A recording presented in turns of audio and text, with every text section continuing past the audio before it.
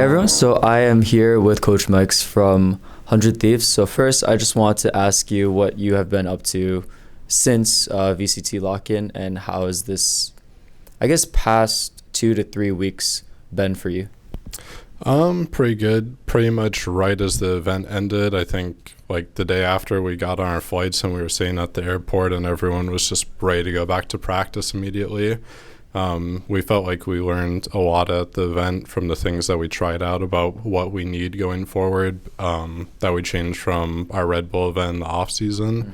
So that's something that we're thinking about a lot, but I feel pretty great about the practice that we've had at least the last week and a half, and we still have basically another 2 weeks to prep for our first match. Something when I was speaking to Derek was he said one of the biggest issues for them at the event was keeping their composure a bit more. As the coach, how have you been guiding the players through that when there's no stage to kind of practice that part? Yeah, so I think composure can come from a few things. I think for us, there is some of our fundamentals that we were really good at before that sometimes I've noticed with teams you kind of just forget if you don't go over them enough.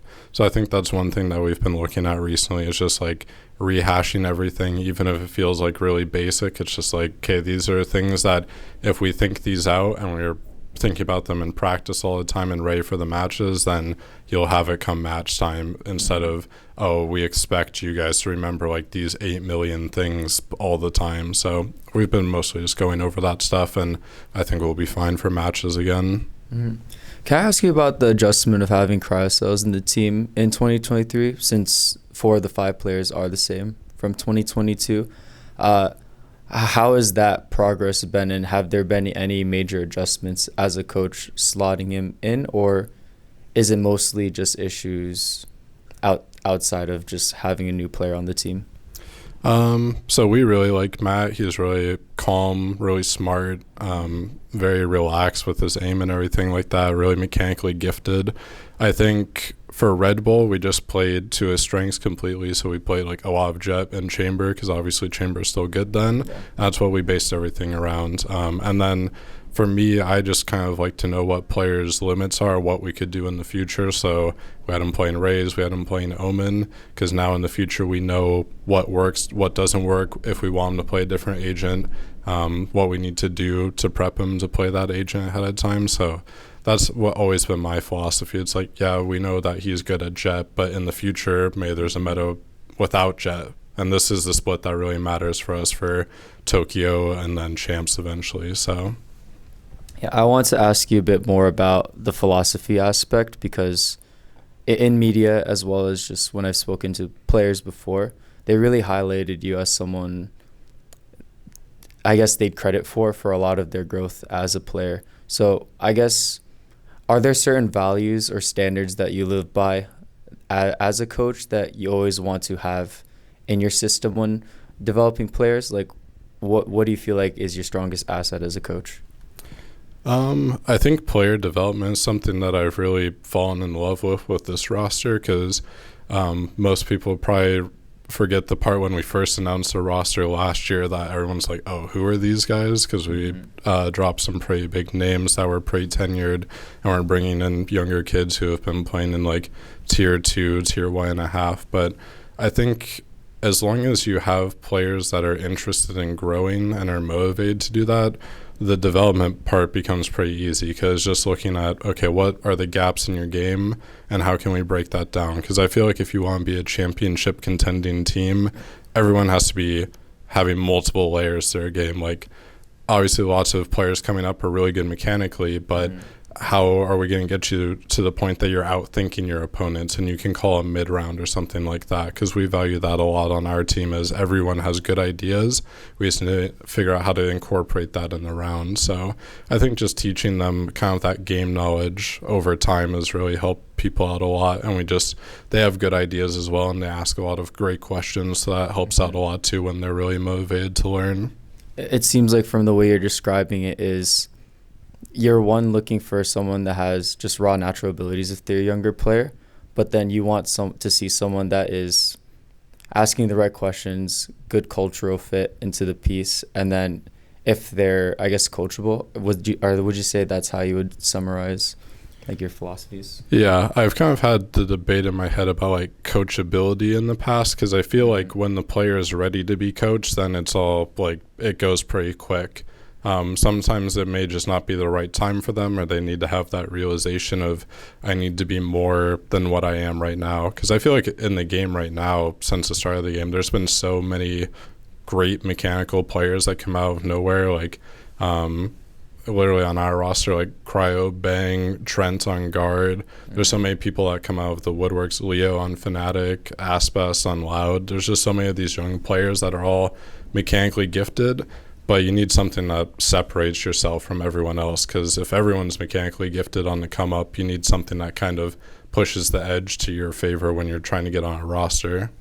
I'm actually curious in terms of your players specifically when you were bringing them on and building out this roster, because all of them are really great mechanically. It seems like they have a great mentality when it comes to asking the right questions, but what do you feel like separated them from other people when you were looking at when building the lineup? Was it just they're really funny as well, or what was that special edge for them?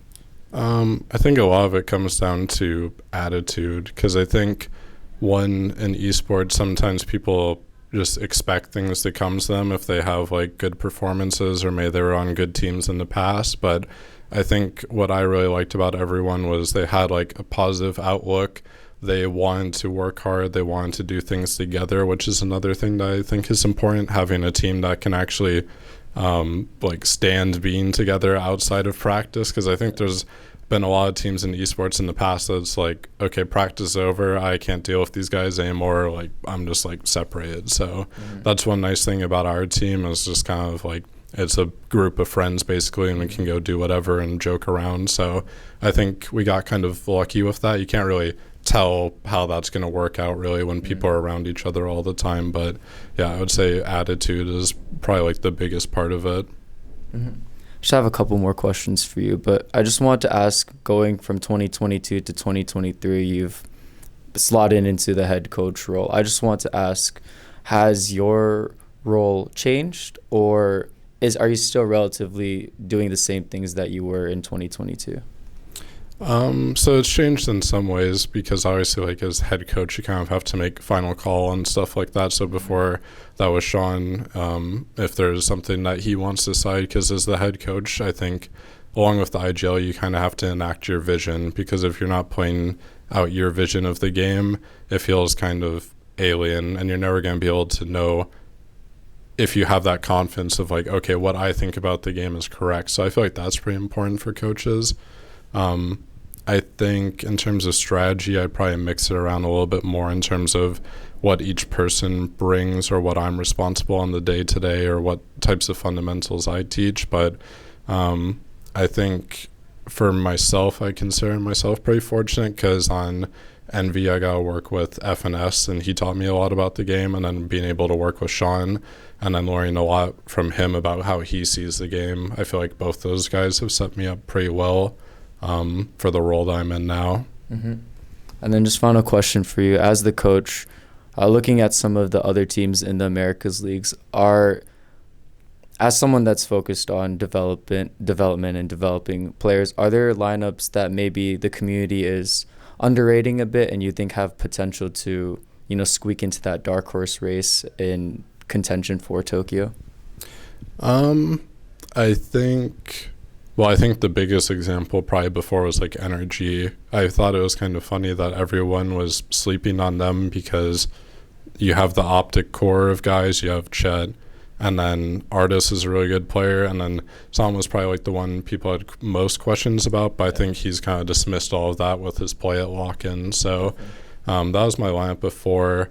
I guess going forward, because the only other like Evil Geniuses. EG I think could be interesting. I think mostly depends on what type of comps they play too, because at lock-in they threw in some different stuff than other teams, and that was obviously like the first event for them really for LAN, and they have a lot of younger players so they could show up.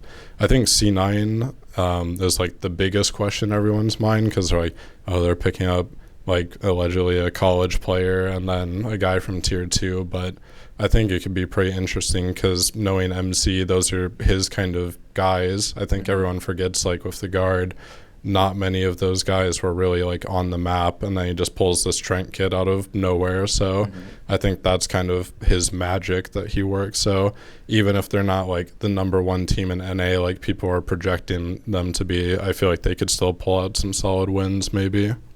Awesome, Mikes. Thank you for your time. Yep, really appreciate it.